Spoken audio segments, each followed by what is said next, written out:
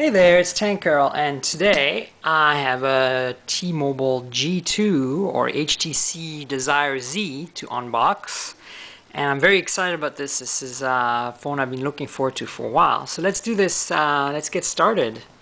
I've already cut the tape so that make our life a little easier here. But here it is,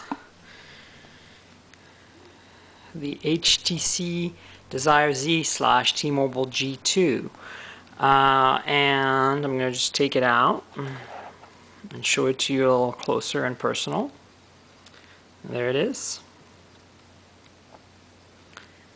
And don't fret, in 1 second I will show it to you even closer, but let's first go through what's in the box. This is the slider mechanism.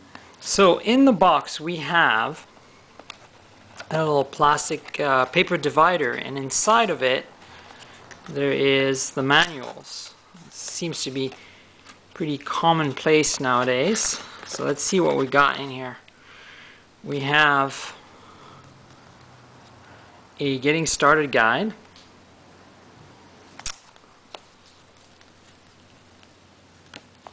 let's see here, you know, just the usual kind of stuff.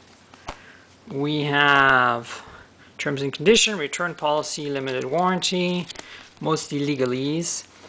Here's a little recycling program label. You can mail your own phone.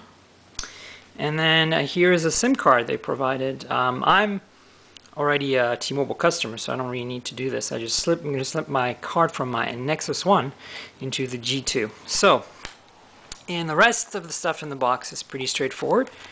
You have a USB data charge cable. You can kind of see the USB here. I don't want to take this apart yet, but I'll leave it up to your imagination. I'll make another video where I can show you this stuff after I cut it open. And then here you've got a headset. Again, I think this is a standard 4-prong connector. And then finally you've got the HTC USB charger. Again, nothing to write home about here. Standard, just a USB plug on an AC adapter. And that's it for the box. So let's quickly have a look at the phone. Let me give you the usual walking around the phone tour. Let's start with the left side here. So we've got the rocker switch for volume right here, as you can see, label plus and minus. Micro USB charge port and data port. The bottom here you have what appears to be the microphone on the display part. And here on the right side, something very exciting, you have a little sliding knob for the battery cover.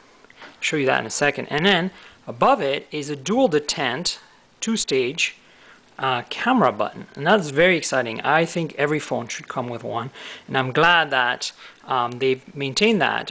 Very few HTC phones have that camera button, so this is very exciting. It allows you to basically focus and then reframe your shot, take the shot. So I think it's more flexible than having just touch to focus. And then here we have the power button on the top next to the headphone jack, and of course in the front you have the speaker earpiece grill and the T-Mobile logo. And on the bottom here we have the 4 Android menu keys, Android keys, the home key, the menu, back key, and the search. And then here we have an optical trackpad for scrolling. It's clickable as well, and I believe there's a notification light embedded in here. I'm not sure if it's a color addressable notification light, but at least it's white and it'll notify you. Now here's the magic, and I'm going to show this to you here. See, this is the mechanism for the keyboard. It feels very nice, spring-loaded, very quick, and here's the QWERTY keyboard in great detail. As you can see, it's really nicely made. It feels pretty good. Let's see here. I need to look at the phone rather than the camera for a second. Get a feel for it. It is definitely not bad at all. So that's what's that. And then Here, let me show you what it looks like in the back underneath. There's still the plastic covers of everything. I'm going to remove those and make another video of first power on, so do not be alarmed. And of course, in the back here we have a 5 megapixel autofocus camera with LED flash. It supports 720p HD video recording, which is really cool. And this is like it's like brushed aluminum or brushed stainless steel. I think it's aluminum, probably for weight. You can see the buy with Google logo here and the G2 logo, HTC logo, and this is the speaker, the rear speaker. So let me actually take the battery cover off so you can see. You just slide this over. I think I missed it, and then the battery door opens, and then you just go like this, and they actually ship this with the battery inserted in a piece of plastic protecting the battery contacts from so that, you know, if you want to power, it won't power itself on as it's traveling. I'm going to take the battery out in my next video, so stay tuned for that. Let me give you some size comparisons between the G2/Desire Z and some common phones. So a lot of people are probably upgrading from a G1. I don't have one to show you, unfortunately, I'm sorry, but I do have my Nexus One to show you. And so, as you can see, they're same screen size, 3.7 inches, 800 by 480 pixels. This is this is AMOLED, and this is Super LCD. So they've switched to a slightly different display technology for this phone. But you can see the resemblance. Now, this rim here is actually also made of the same brushed stainless steel as the back cover. So that's a little fancier than the Nexus One, which is just mostly seemingly plastic. This is also some sort of metal, but it doesn't feel quite as metally as this. And then here's the back, so you can see what it looks like. And the thickness is definitely something a lot of people are wondering about, so here you go.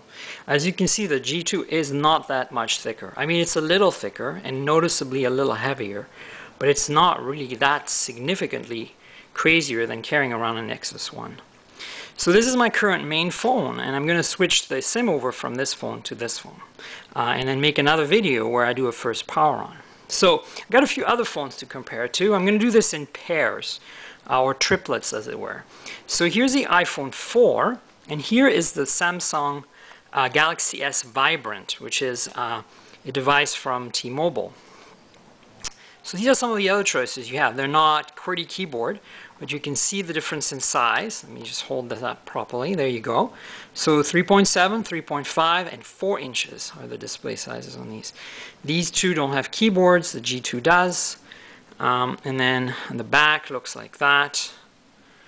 You can see the cameras. All three are 5 megapixel. All three do 720p HD video. Now, thickness comparison. Here you have it.